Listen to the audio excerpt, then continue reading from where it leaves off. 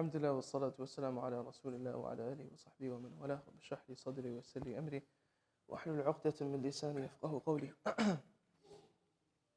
Yesterday we talked about the permissibility of voting, and we talked about the mentality or the intentions that we have when we should vote. Today I want to touch up a little bit about the political strategy that we should be having as Muslims, but not through the lens of a specific person or a specific candidate, but through the lens of the seerah of Rasulullah sallallahu alaihi wasallam. When you look at Rasulullah sallallahu alaihi wasallam's seerah, it was mentioned that he was very politically savvy. He was never a person who let his kindness and his mercy for non-Muslims and for other people go over the fact of being vocally in line with the rights of the Muslims. So when you look at the seerah of Rasulullah sallallahu alaihi wasallam, he was very kind, he was very merciful, he was very tolerant.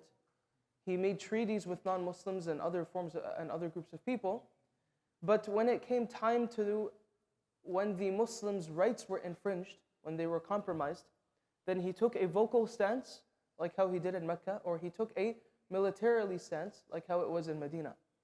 And so, if you look at the Treaty of Hudaybiyah, Rasulullah sallallahu alaihi wasallam makes this treaty, and he goes through with it, and that is Dawah.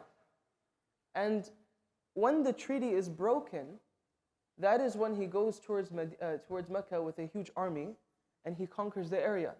And so you see that Rasulullah sallallahu alaihi wasallam differentiated between da'wah and siyasa, between calling people to Allah subhanahu wa ta'ala and being and politics in Islam.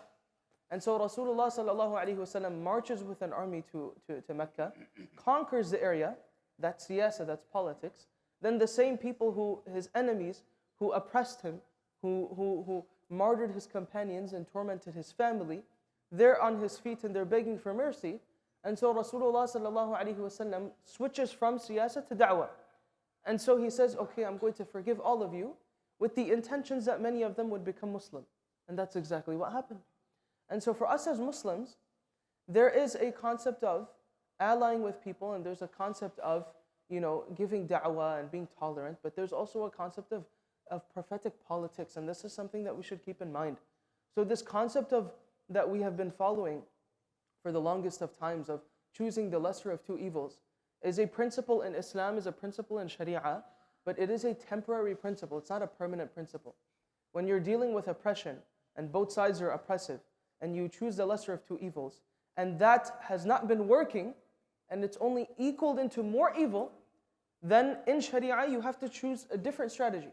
You have to pick a different strategy. And so if we did that since 9/11, and if Afghanistan and Iraq and Syria and Gaza were bombed, now it's time to look at how Islam poses a different strategy for us as Muslims that we can use.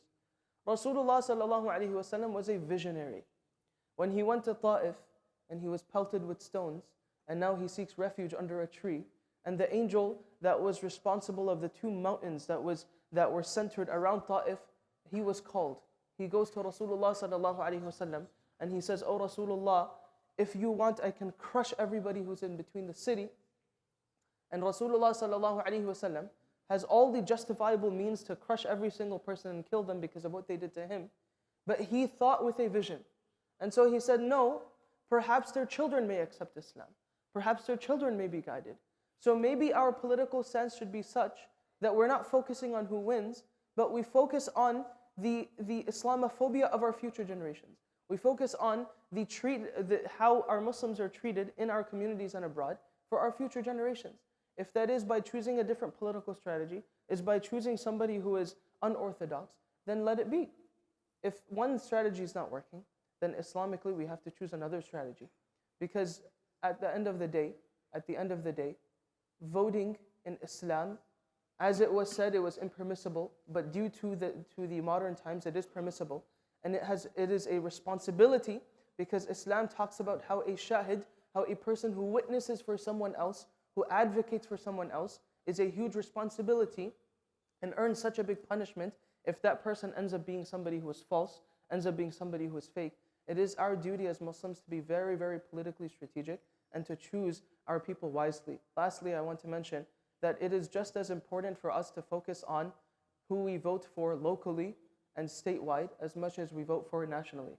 The people who we vote for locally are just as, if not, more responsible and can hear our concerns and worries more than people who are there are on a national level. So let's try to focus on who we should pick locally for our community, for our city, and who we should pick in regard to the state of Texas, because these are the people that can actually create a policy that goes in lines with our views, and they can actually listen to our concerns and worries. Ask Allah subhanahu wa ta'ala to give us all the tawfiq, and ask Allah subhanahu wa ta'ala to accept from us. Jazakumullah khairan. Assalamu alaikum wa rahmatullahi wa barakatuh.